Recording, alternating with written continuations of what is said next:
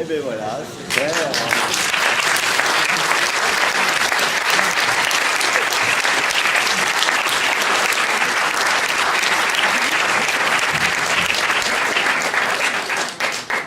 Vendredi 13, on est gâtés, on a de la chance, on a la totale ce soir. Merci beaucoup. Eh bien, c'est au Théâtre Michel que nous entamons cette nouvelle saison, une saison qui commence sur les chapeaux de roue, je peux vous le dire, puisque ce soir, nous sommes un groupe, figurez-vous, de 102 adhérents. Ça veut dire que ce soir, dans la salle, il y a 77% de l'association présente. Je crois que vous pouvez déjà vous applaudir. Alors, puisque nous sommes dans les congratulations, je l'ai bien dit, je voudrais déjà remercier le directeur du théâtre qui a une grosse tête ce soir, parce qu'il a 3 casquettes sur la tête, donc directeur du théâtre Didier Caron, auteur de la pièce Didier Caron, et co-metteur en scène Didier Caron. Merci.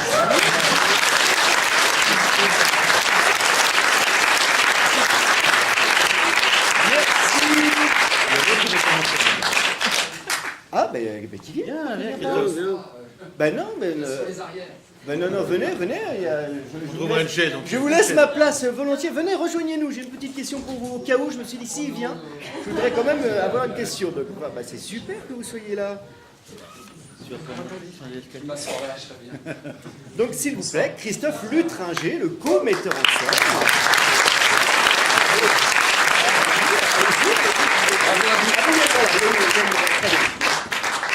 Alors, donc je continue dans les remerciements. Elle a amené la chaise.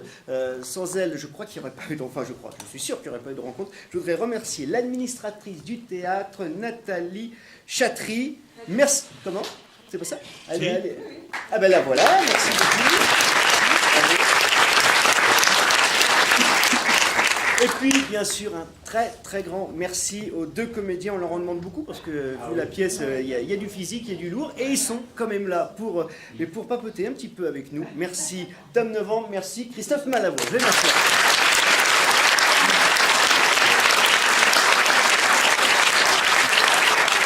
Alors, vous dites, mais ils sont bien gentils d'applaudir, mais c'est qui tous ces gens-là? C'est l'association Petit Théâtre Entre Amis, vous l'avez compris, nous sommes des amis, des amoureux, des amateurs du théâtre. Ça fait 17 ans qu'on se bat pour faire venir le public au théâtre et pour leur faire découvrir tous les genres de théâtre.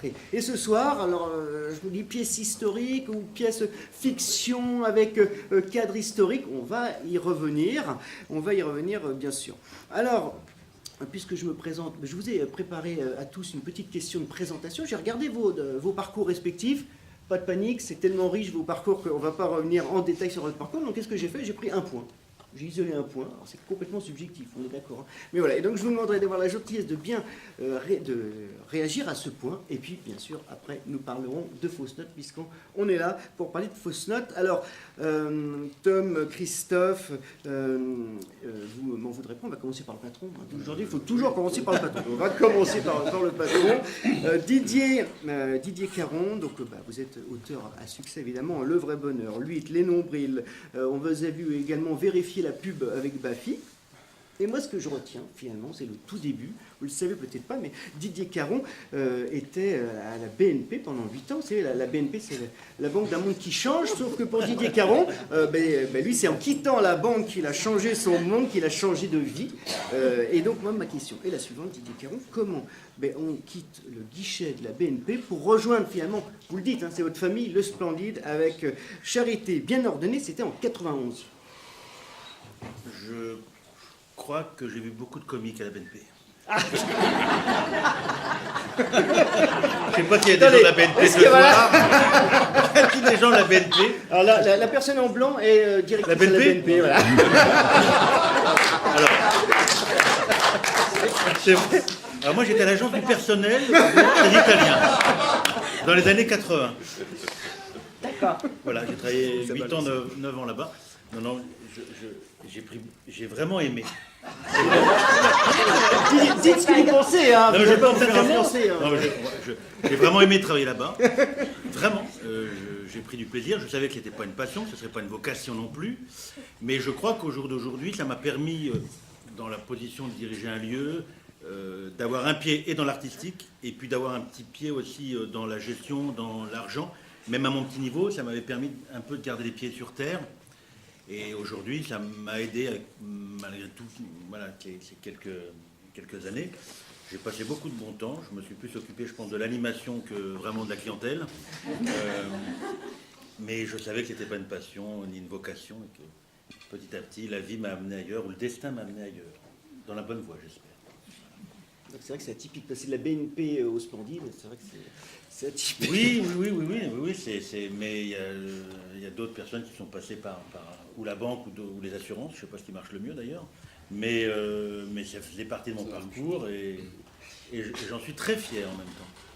J'aime la BNP. Je ne l'ai pas gardé en tant que banque.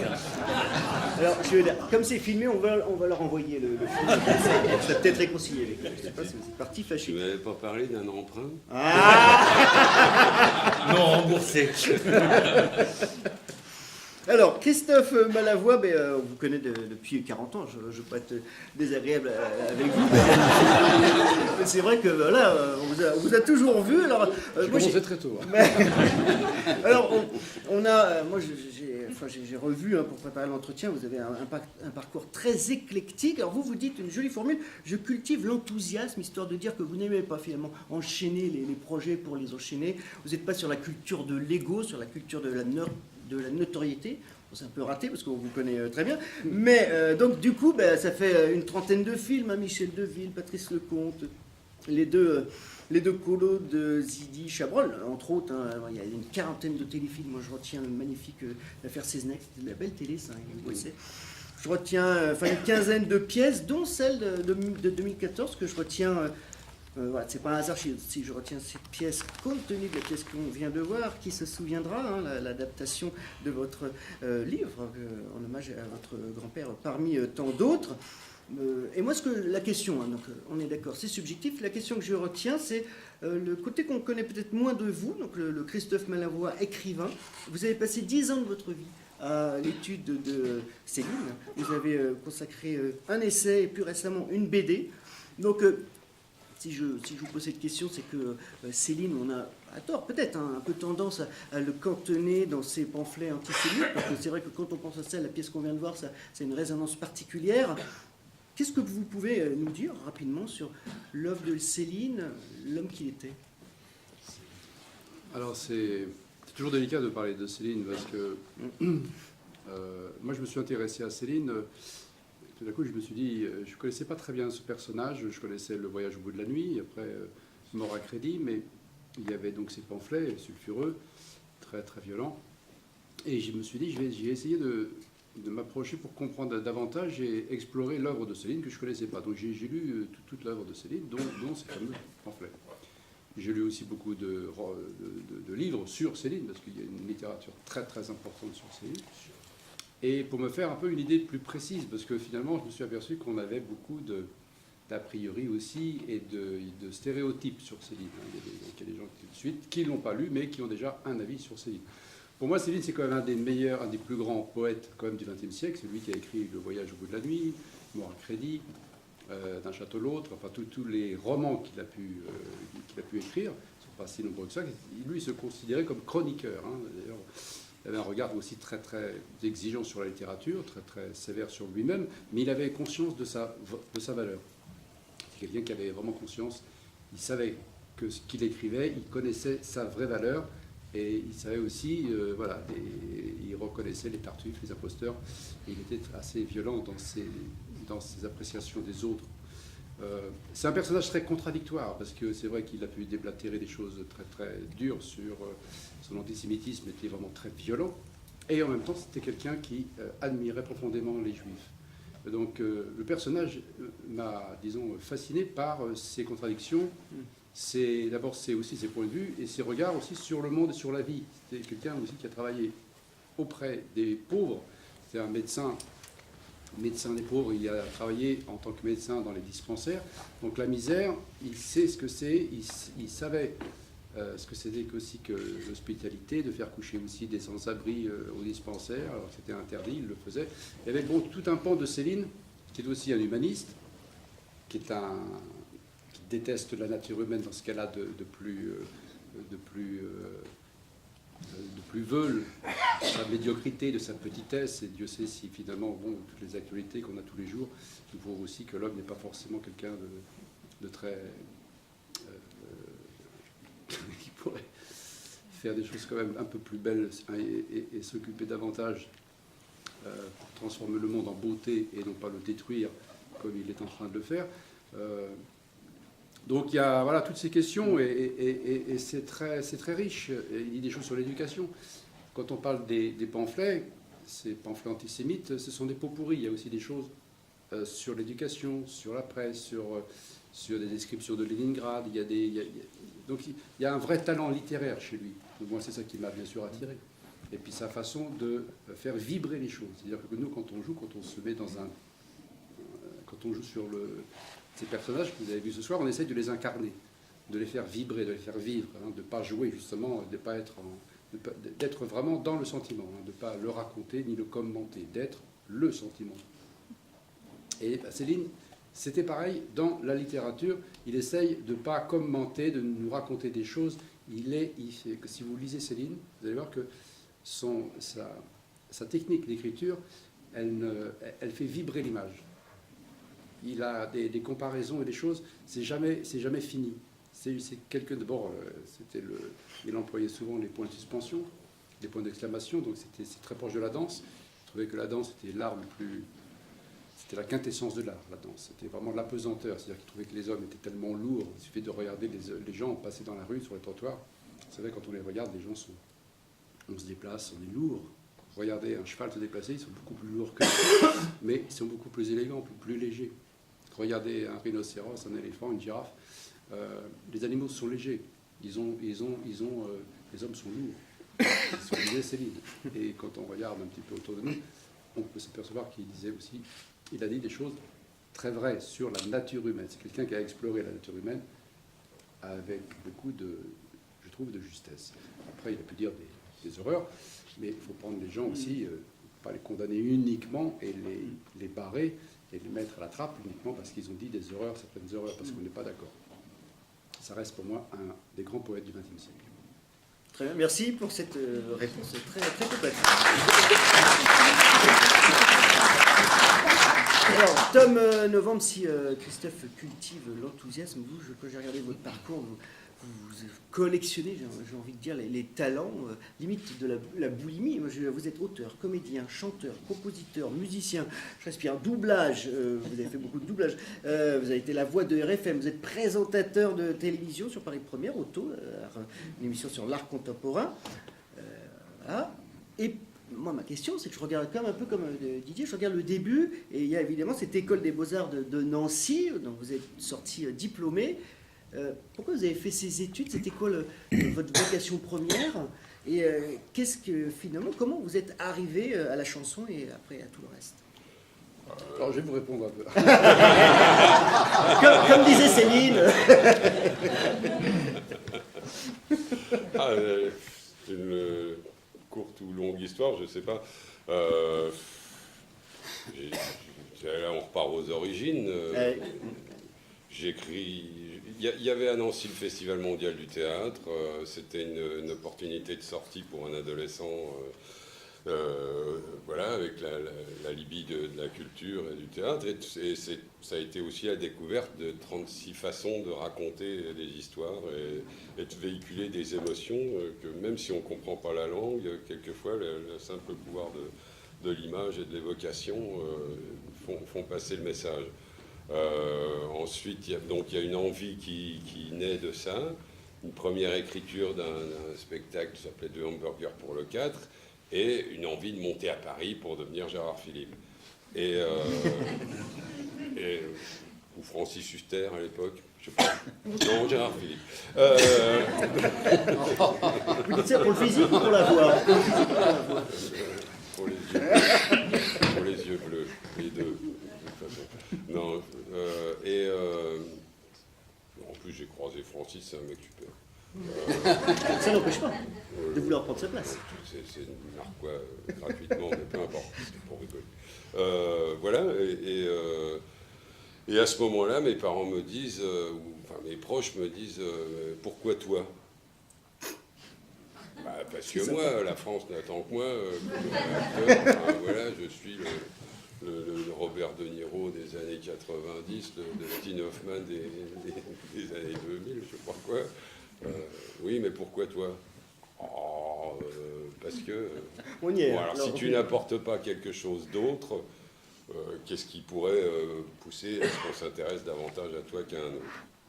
Ça m'a donné à réfléchir et du coup, j'ai fait un pas en arrière, entre guillemets. Je suis rentré aux Beaux-Arts pour apprendre à regarder, pour apprendre à voir, pour aiguiser ma curiosité et un début de savoir-faire en me disant tout sert, tout est utile.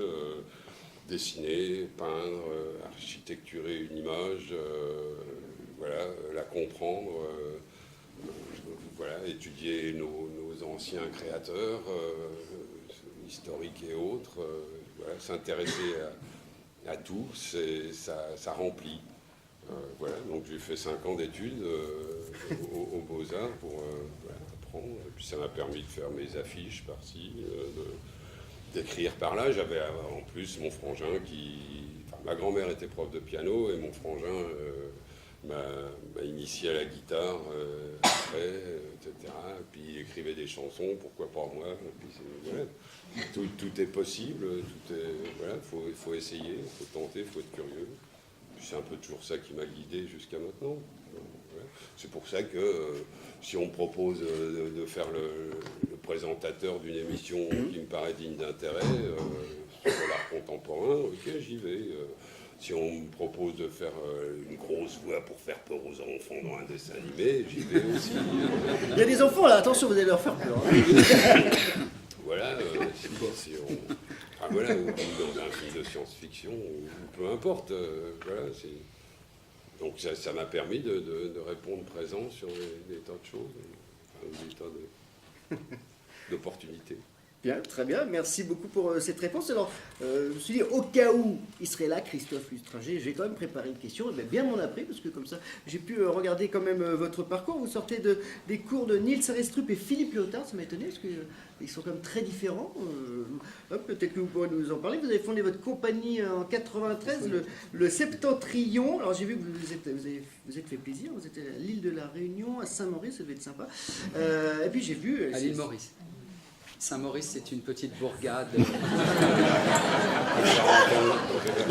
Bonjour la modestie, moi je voulais ramener, allez-y si vous voulez l'île Maurice. Et donc en 2004, et ça va être ma question, parce que moi j'étais très étonné, vous avez monté une pièce, Ouria, à l'UNESCO. Et comment c'était possible, enfin comment on peut monter une pièce à l'UNESCO? J'étais très étonné, je ne savais pas qu'on pouvait monter une pièce à l'UNESCO. J'étais comme vous, j'étais super étonné. D'accord, mais comment ça s'est monté le projet à l'UNESCO? C'était dans la grande salle là où on voit tous les chefs d'État? Oui, c'est ça. C'est dingue. C'est ça, c'était dingue. Vous ne revenez toujours pas, c'était en 2004. Hein. Il y a quelques semaines, c'est ça le problème. C'est vrai que je vis beaucoup le présent et j'ai un problème avec la mémoire, donc je ne sais plus pourquoi. Ça me revient pourquoi. Oui, l'UNESCO nous avait commandé ça parce qu'il y avait un débat justement sur le thème très comique qu'est la charia. Et ça a dû m'amuser. Et en fait, voilà, c'était une femme qui parlait à ses anges avant d'être lapidée. Et une manière de... Ah, je vois pour vous plomber une soirée. Hein. Vous avez bien fait de venir, Christophe. Alors, c'est la question la plus comique en plus. Voilà. Et il est vrai que je pense que c'est une pièce qui intégrait beaucoup le débat politique dans sa dualité de comment faire face à un tel problème. Comment intervenir, parce que c'est un problème effectivement qui va loin, parce qu'il touche la politique. Et nous, on a voulu mettre un pavé dans l'eau, parce que je crois que, dans mon souvenir, ils ne s'attendaient pas à une pièce comme ça. Enfin, je ne veux pas vous raconter, mais c'était vraiment un gros pavé dans la mare à cette époque. Et puis, il y a eu quelque chose qui s'est passé de très fort dans l'écriture et dans le jeu, qui sont conjugués. Et puis, c'est une pièce, après, qui s'est développée, qui a été jouée à l'île Maurice. Et la comédienne était mauricienne. Et à l'île Maurice, c'est vrai que c'est multiculturel. Il y a aussi pas mal de musulmans, de femmes qui portent le voile, donc qui culturellement sont touchés par ce sujet. Et ça a été une résonance très très forte. Enfin, je ne vais pas vous faire... Mais voilà. Mais j'ai plus vraiment souvenance de pourquoi on est arrivé là, en fait. Ah, tu t'en rappelles? Non, non, je voulais rajouter une question. Je voulais savoir si tu ne te sentais pas particulièrement responsable du récent retrait des États-Unis. En toute modestie, pas complètement. C'est vrai que c'était une bonne question, l'UNESCO, c'est une bonne question. Alors, parlons un petit peu de... On va donner bientôt la parole à la salle. J'ai quelques questions sur fausse note, on est là pour ça. Donc, commençons par le début, commençons par cette belle distribution. Christophe Malavoie, j'ai vu que ça fait 20 ans que vous passez les services d'un agent, vous dites que vous les avez probablement trop enrichis, donc du coup, vous cherchez vos rôles vous-même. Et moi, la question que je me pose, est-ce que vous avez courtisé Didier Caron, comme vous avez pu le faire avec Claude Chabrol, pour obtenir le rôle de Rodolphe dans Madame Bovary? Je l'ai rencontré à la BNP. Au guichet. Et on se marre beaucoup, c'est ça la BNP. Alors pour son grade, elle s'appelle Karine. Non, Didier, on s'est rencontrés. J'avais un projet personnel que j'étais venu lui proposer. Et donc il avait aussi fausse note. Donc on s'est échangé 2 projets. Ah oui. Le sien l'a emporté. Donc. Ah. Et donc il m'a fait lire le fausse note que j'ai lu très vite. Et j'ai donc été saisi par cette pièce dans laquelle j'ai plongé et j'ai été vraiment bouleversé par ma lecture. D'accord. Donc j'ai rappelé très vite Didier pour lui dire que ce qu'il avait écrit était vraiment formidable et que ça m'intéressait beaucoup. C'est une matière pour un comédien très riche. C'est ça qu'on recherche aussi en tant qu'acteur. Puis d'aller vers des rôles qu'on n'a pas forcément déjà fait pour explorer des registres aussi dans lesquels on peut...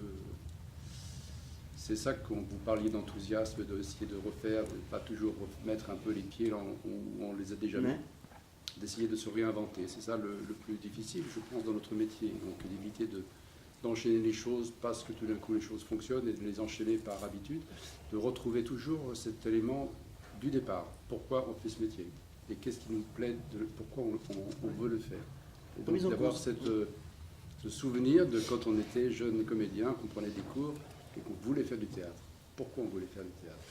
Voilà, pour défendre des auteurs, pour s'engager dans des pièces qui racontent aussi des choses, qui vous posent des questions, des interrogations, et qui font partager, bien sûr, des émotions tous ensemble. Le théâtre est encore un des derniers lieux où tous les gens se réunissent pour partager et échanger des émotions.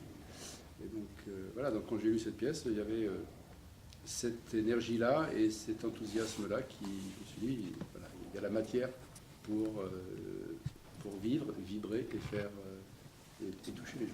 D'accord. Alors, vous, Tom, pareil, même question sur la distribution. Alors, c'est vrai que du fait de votre parcours personnel, on vous imagine parfaitement dans le rôle du musicien. Je suppose que Didier Caron... Pour l'instant, j'ai gagné pour autre chose. Non, c'est bon, allez-y, continuez. Vous pensez quoi? Non, allez-y, continuez. Donc, est-ce que Didier Caron vous a bien parlé de ce rôle du musicien, et est-ce qu'après tout, vous auriez bien aimé jouer l'autre rôle, celui de Didier Caron? Alors, est-ce que Didier vous a proposé le musicien? Oui, enfin, Voilà. au départ, il m'a proposé Miller.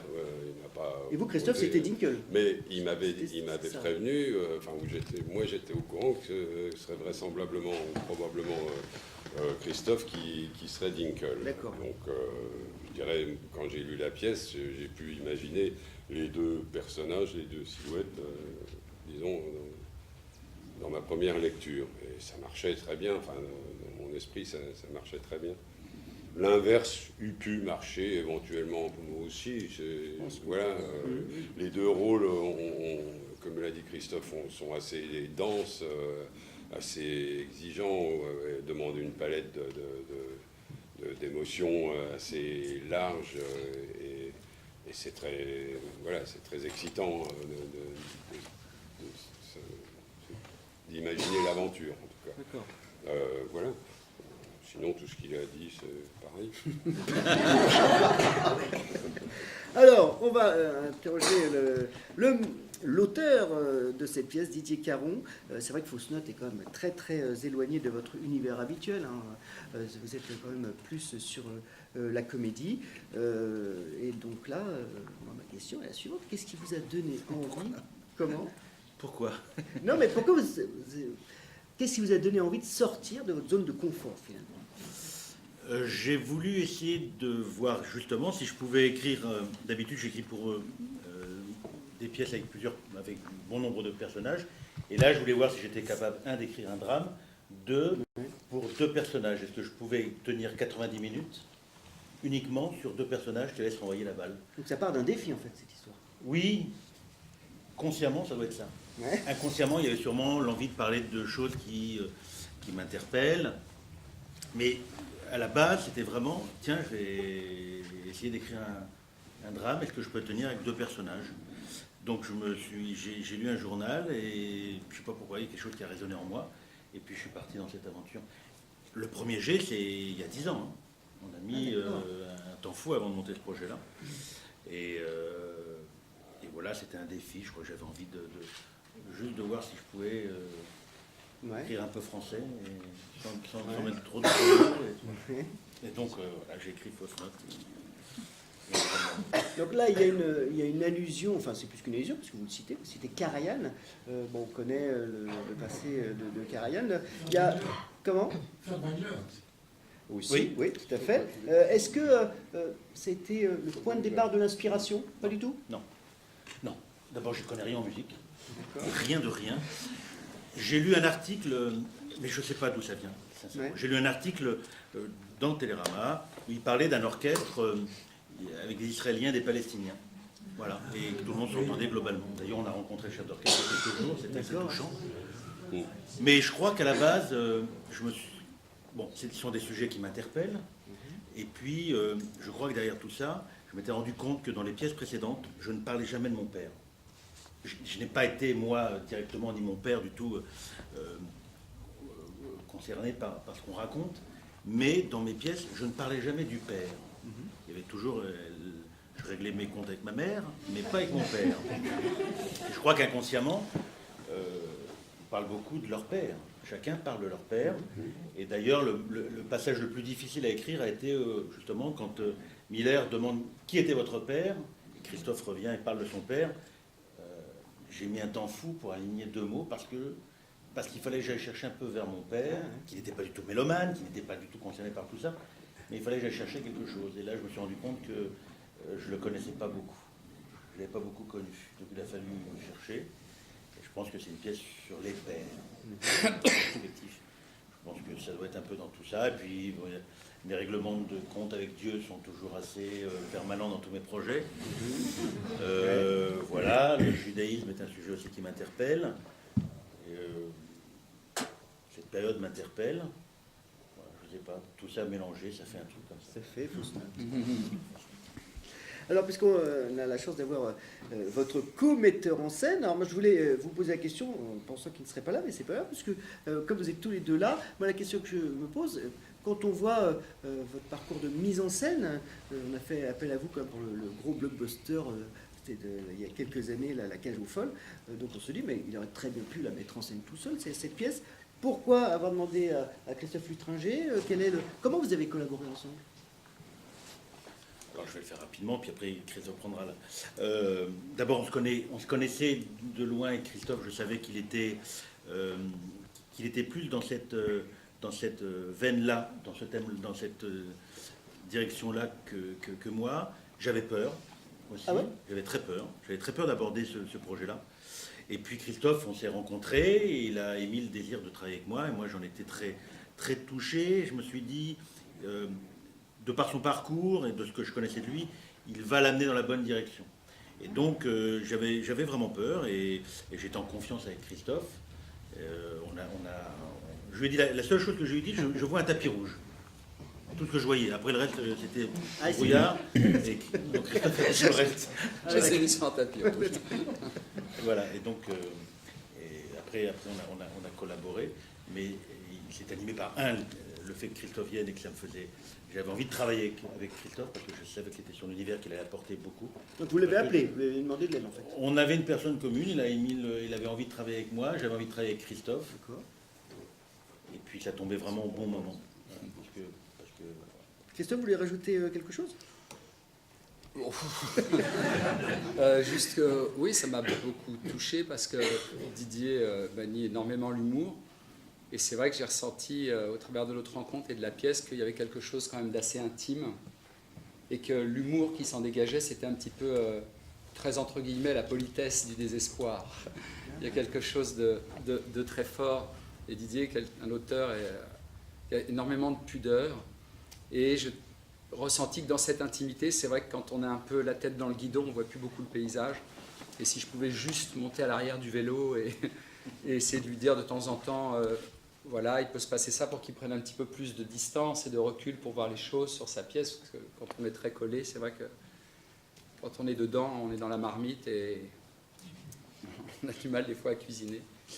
Et il faut mieux être à l'extérieur, c'est moins brûlant.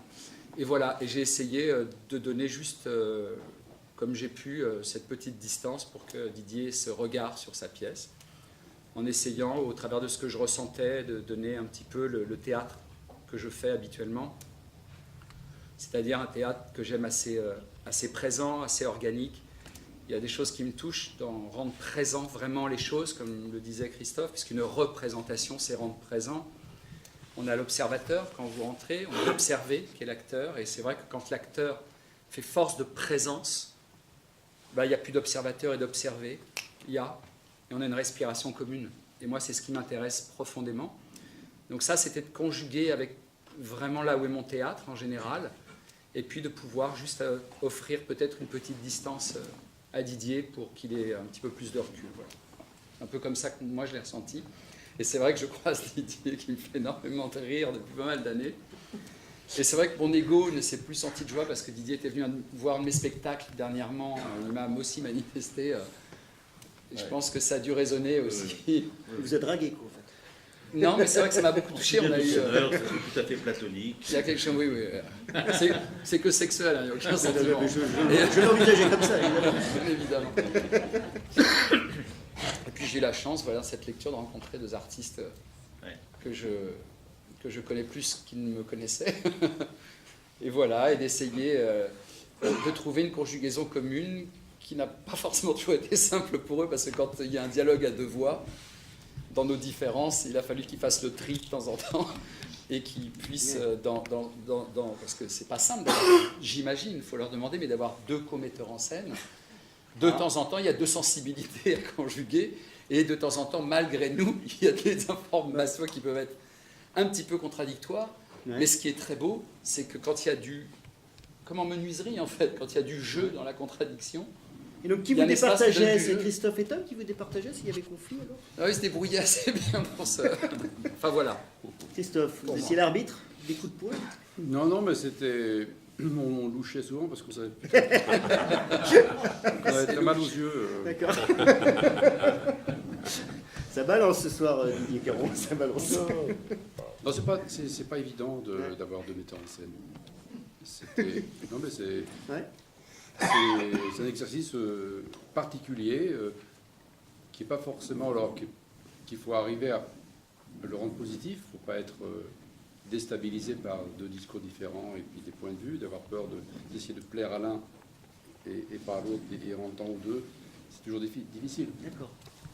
Et donc on est arrivé, en plus comme je pense qu'il y a aussi des tempéraments et des natures qui sont plutôt généreuses et sympathiques, donc on a fait un travail en commun et on a pu parler très ouvertement et les choses se sont faites très simplement. Il n'y a pas d'ego mais ça restait quand même ça reste un travail, je trouve, difficile pour les acteurs d'avoir deux metteurs en scène. Donc c'est atypique, si je comprends, c'est pas fréquent. Je le referai. Oh là là. Excusez-nous. Ouais. On va peut-être vous laisser. Non, mais là, ça s'est bien passé. Mais ouais. ça m'est arrivé une fois d'avoir aussi deux metteurs en scène. Et c'était très compliqué parce qu'il disait vraiment, là encore plus, Ah ouais. on ne sait pas très bien à qui vers. Bah, c'est comme on a deux chemins et on essaie de les rassembler. Cela dit, ils étaient quand même proches, même s'il y avait parfois des choses différentes. Donc on essaie de prendre les différences et d'en faire quelque chose de...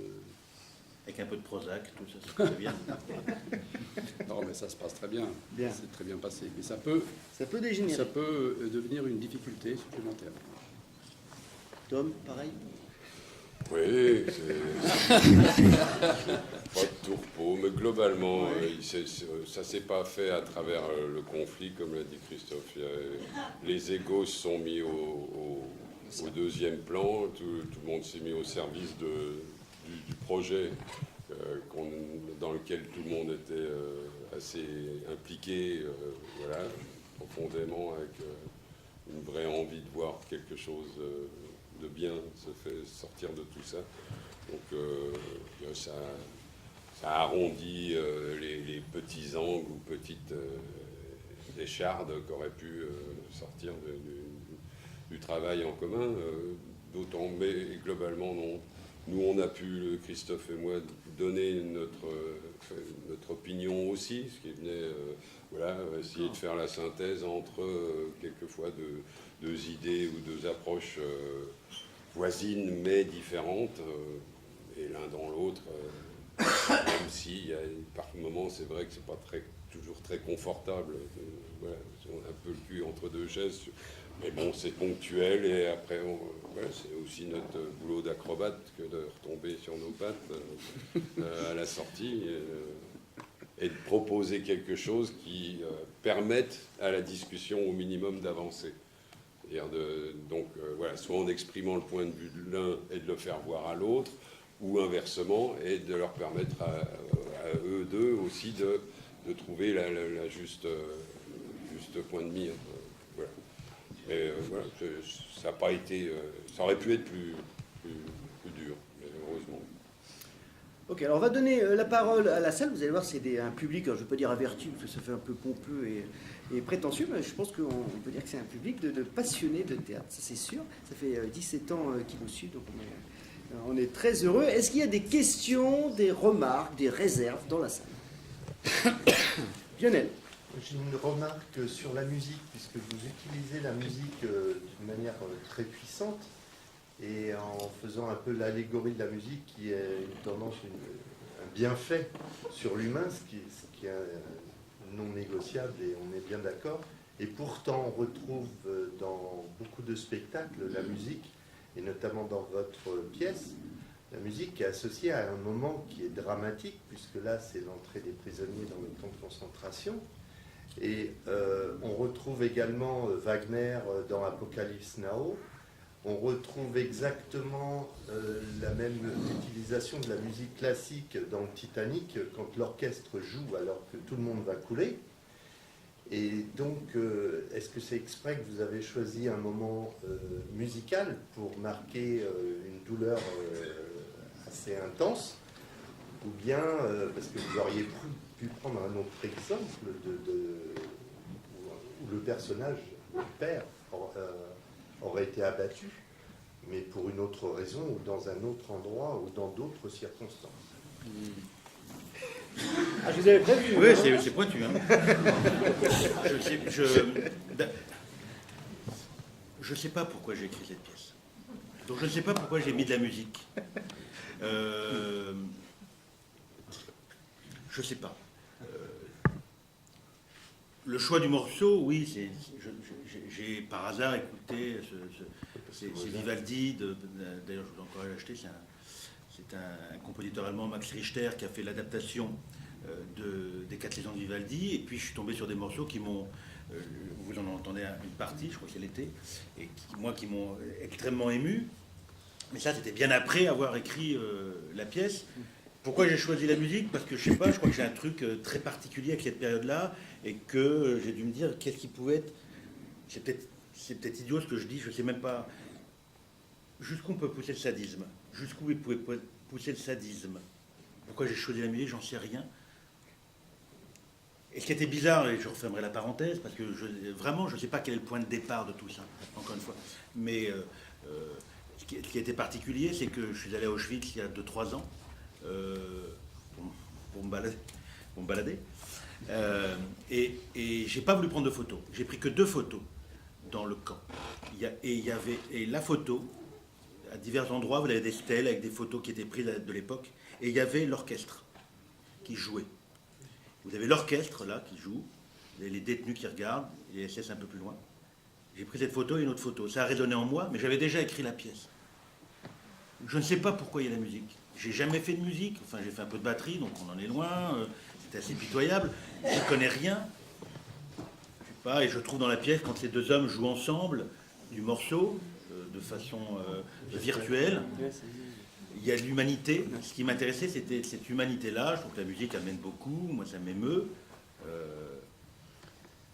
J'ai du mal à répondre. Je vous parle sincèrement, mais tout ça me dépasse un petit peu.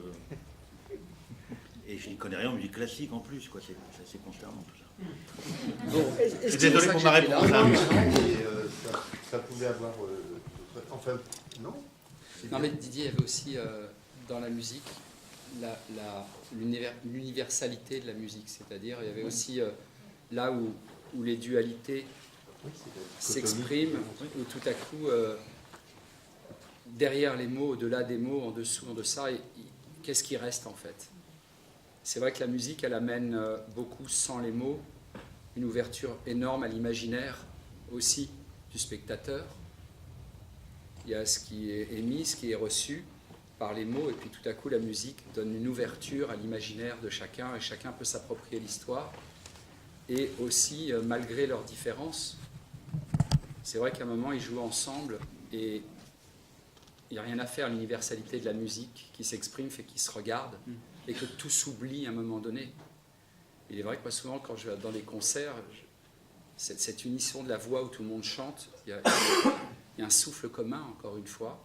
Et moi, je trouve que ce que j'ai ressenti en parlant avec Didier, il y avait ça aussi. Il y avait cette universalité derrière. Et la musique peut, tout à coup, à un moment donné, peut être force de réconciliation ou pas. Après, il y a le réveil. On reste qui on est. Même si on trouve dans notre diversité une unité à un moment donné. Mais la musique transcende, en tout cas, tout ça. Voilà, moi, c'est comme ça que je l'ai interprété. Mais... C'est bon. C'est exactement ce que je voulais faire. C'est validé par le patron, donc c'est bon. Est-ce qu'il y a des questions plus faciles, s'il vous plaît? Est-ce qu'il n'y a pas eu une hésitation sur la fin de la pièce? À savoir, est-ce que vous n'avez pas envisagé de vous arrêter au moment où ça rappelle un peu Blow Up, la partie tennis, où là, il y a une unité entre les deux, ou est-ce que vous ne proposez pas de fin? Alors, non. Non, mais ce qui est intéressant dans ce que vous dites, c'est que depuis hier, on entend les gens, et il y a des gens qui nous disent « Oh, on pensait que c'était la fin de la pièce à cet endroit-là ». Sauf que ce passage-là a été imaginé, et dans l'écriture et dans la mise en scène, bien plus tard que la première version. Il y a eu 20 versions de la pièce pour arriver à ce soir, et dans les premiers temps, il n'y avait pas ça. Je savais jusqu'où je voulais aller. Je dirais que la fin, où Dinkel part et qui dit que en fait, tout ça, c'était pour lui, est arrivé bien plus tard. Je partais simplement, je finissais très longtemps la pièce, la plus grande partie des versions, au moment où il va pour se suicider. Dinkel revenait, disait autre chose, et on arrêtait par là. Puis après, il y a eu cette fin qui me plaît beaucoup, et que, effectivement, après, on s'est imaginé les 2 hommes jouant, cette humanité-là, ils pourraient être presque copains, ils auraient pu être presque, j'allais dire, du même camp. Voilà, ils auraient pu être amis, ils auraient pu être quelque chose comme ça. Et on a trouvé ça joli, et beau, émouvant, touchant, mais c'est arrivé après. Et effectivement, il y a des gens qui disent, on pense que ça, c'était la fin. Moi, j'aurais pas vu. Elle était plus facile, cette question-là. Alors voilà, c'est bien. On tient de bon bout. Est-ce qu'il y a d'autres questions? Allez-y. Avez-vous appris à jouer du violon pour cette pièce ou en jouer régulièrement? On n'a pas appris à jouer du violon, pour être franc. On a juste appris à imiter un Oui, mais justement, parce que vous l'imitez très bien. Moi, j'ai fait du violoncelle à une époque, donc je pense que ça m'a servi Dans les rythmiques, peut-être.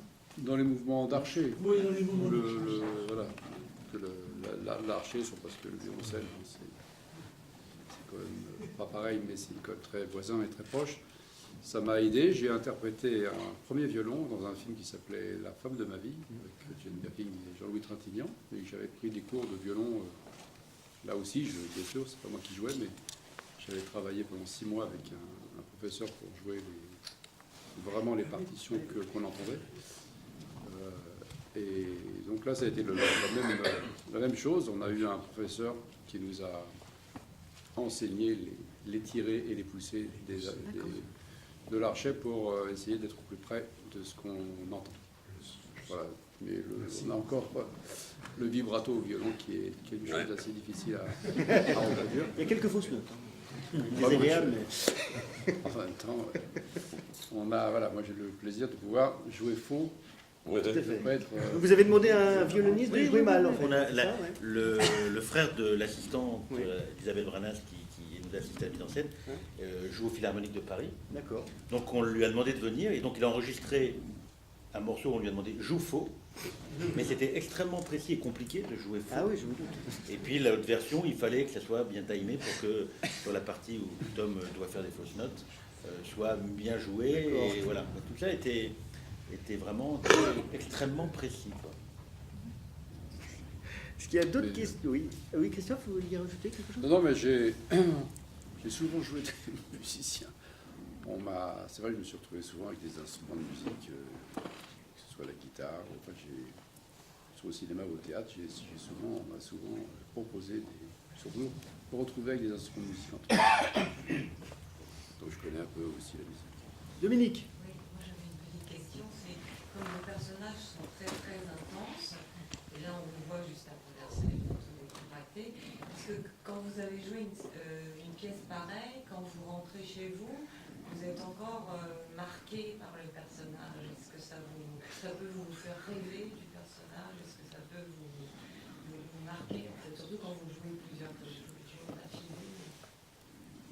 Non, je pense qu'on arrive après avoir travaillé sur un personnage de pouvoir faire la part des choses, parce que sinon on a les notes de nos metteurs en scène qui nous donnent des notes après les représentations. Des notes sur 20? Des notes, non, des notes pour Quelques fausses notes. surtout le parcours qu'ils ont vu, des petites choses à corriger, à rectifier ou à apporter, ou une réflexion qu'ils ont vue ou à ajouter. On appelle des notes quand un metteur en scène vous regarde, il vous apporte des commentaires sur ce que vous avez fait, sur ce que vous pouvez ajouter ou retirer, enlever. On a besoin aussi d'avoir un regard extérieur pour continuer à construire le personnage qui se construit tout le temps finalement, chaque représentation. Mais nous, après, on a surtout très soif. On a surtout envie de se laisser, après l'intensité de s'être livré comme ça, on fait la part des choses comme on fait la part des choses quand on vient au théâtre pour jouer cette pièce. On a besoin d'un petit sas pour quitter la vie réelle, la vie quotidienne plutôt, et rentrer dans cette partie de vie qui est plus particulière, singulière. Alors, ce soir, le metteur en scène est content. Il y a eu beaucoup de notes qui vont être données aux comédiens. Je suis très content. Je suis très content. Hier, nous avions fait des notes. Ce matin, j'avais envoyé aux garçons mes petites remarques sur une représentation qui était déjà très bien hier. Et puis je leur ai fait des petites notes. Et puis. Et c'est quoi les remarques? C'est style, t'étais nul là ou c'était quoi? Non, c'est des choses générales sur des petites choses ou des idées qui nous traversent l'esprit où on dit ce soir, tiens, j'ai pensé à ça. Sur le rythme. C'est du détail. Ça va du détail, il y a des choses plus sur le rythme général. Et puis quand on voit qu'il se l'approprie, qu'il le digère, qu'il l'accepte et que ça me fait plaisir. Ce soir, ils sont souvent tout le temps très très bons. Ce soir, c'était très très très très bon. Voilà. Vous avez bien fait de venir. Ah, vous avez bien fait de venir. C'est pas tous les jours comme ça, j'ai l'impression. Mais là, c'était bien. Si. Non, mais moi, je suis exigeant, inquiet. Bon, voilà. Bon. Ah oui. Ah, Pardon. C'est pareil pour vous. Ah bah, moi, quand je rentre, je me fais une pizza. vous cassez tout, s'imagine que vous êtes Je encore regarde la au télé, voilà, je me change les idées. Donc, moi, j'ai fait du théâtre et j'ai préféré enseigner la philosophie parce que je ne me débarrassais pas des personnages. Donc, c'est pour ça. Non, enfin, je sais pas. C'est comme l'a dit Christophe, c'est une espèce il y a à la fois une gymnastique, une horlogerie interne qui fait que voilà, on déclenche, on ouvre, on ferme la porte, mais c'est un métier, donc le boulot d'acteur, c'est de refaire, c'est pas de faire, c'est pas de monter sur la table pour faire rigoler la noce, c'est d'être capable de le faire tous les jours. Donc c'est forcément une espèce de gymnastique, voilà, qu'on affine, qu'on entraîne, qu'on perfectionne, qu'on veut perfectionner sans arrêt, pour atteindre ce dont on parlait avant, une espèce de note bleue, diraient les musiciens. Voilà, mais une fois que c'est fini, c'est du spectacle vivant, donc c'est fini, c'est trop tard. Donc autant se concentrer sur demain, ce sera un autre jour, où on corrigera ce qui n'allait pas, où on améliorera ce qui allait, etc. Voilà, c'est pas... Non, faut pas se le tatouer. Il faut vivre avec, on enfile un costume, et avec lui, voilà. Mais on n'est pas en train de se... C'est pas uniquement un costume, quand même, parce que vous incarnez le personnage.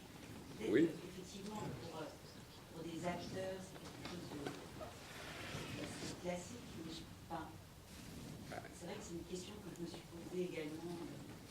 C'est quand même quelque chose qu'on doit vivre. Oui, on le vit à l'instant, parce qu'on le reproduit à ce moment-là, parce qu'on l'a travaillé. Mais ce serait de vivre sans arrêt en rentrant chez nous, dans la nuit, enfin dans toute la journée, ça serait insupportable. C'est qu'on ne pourrait pas, on peut d'autant plus s'y engager que quand on a pris cette distance. C'est une gymnastique, oui, intellectuelle, pour se dire, c'est un sas, on sort, après on est... On a travaillé une compréhension de chaque instant, de chaque personnage, de chaque instant qui vit dans le cadre que Didier a défini, décrit et dessiné avec Christophe. Donc on a réfléchi et au travers de cette réflexion, de ce travail, on a compris certains mécanismes paradoxaux ou cohérents de nos personnages. Ça, on essaye d'en retrouver la vérité tous les jours et instantanément quand on est sur le plateau.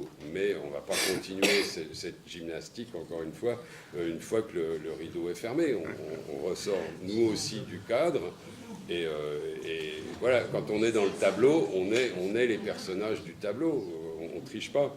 Un peintre ne mange pas avec ses pinceaux et ses tubes. Il les pose de temps en temps pour faire aussi d'autres choses. Ce qui lui permet de revenir à sa peinture ou à sa sculpture avec, un enthousiasme. La matière première qu'il a à traiter, mais il pose ses pinceaux de temps en temps. Sinon, il est... Oui, c'est mon mari, mais... Demandez-lui.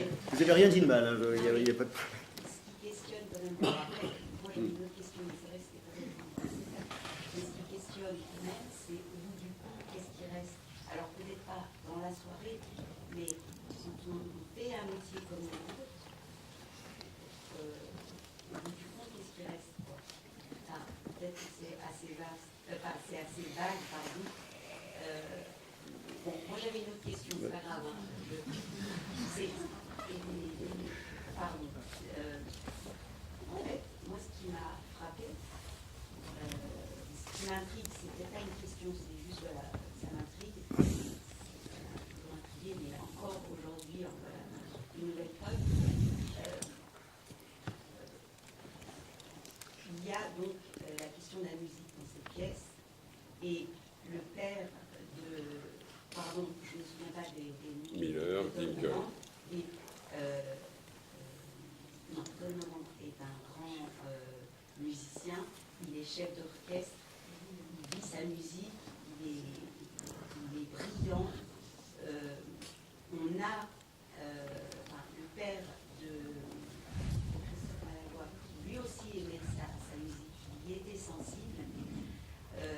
Il y a des routes parallèles, et pourtant, à un moment donné, cette sensibilité n'a pas la même valeur.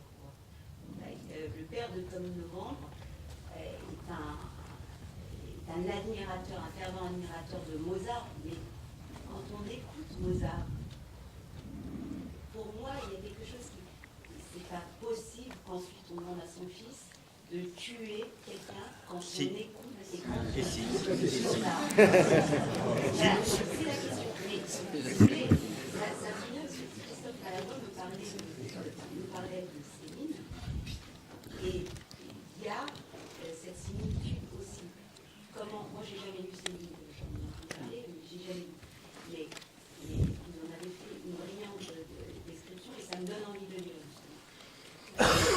Cette perfection d'écriture, cette sensibilité dans l'écriture, cet humanisme au quotidien, et à côté de ça,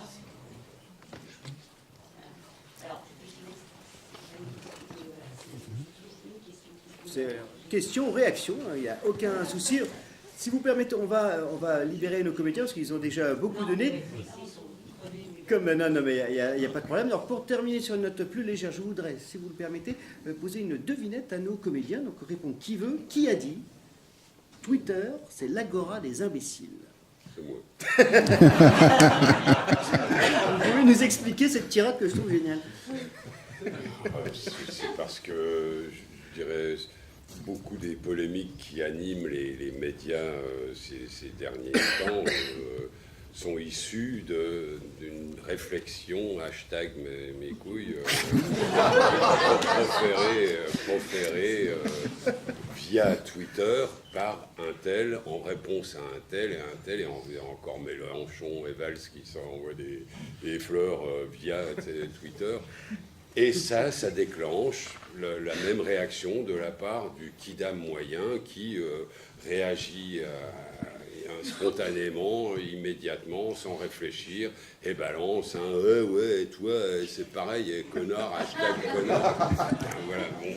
Et ça fait pas avancer le débat, ça fait pas avancer la réflexion, ça fait pas avancer, c'est juste un défouloir.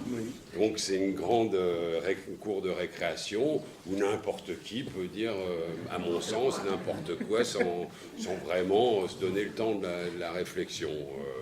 Voilà, donc je me suis permis de résumer ça par cette formule un peu lapidaire et exhaustive, sûrement, mais... Voilà, c'était le coup de gueule de la soirée, mesdames, messieurs. Merci beaucoup.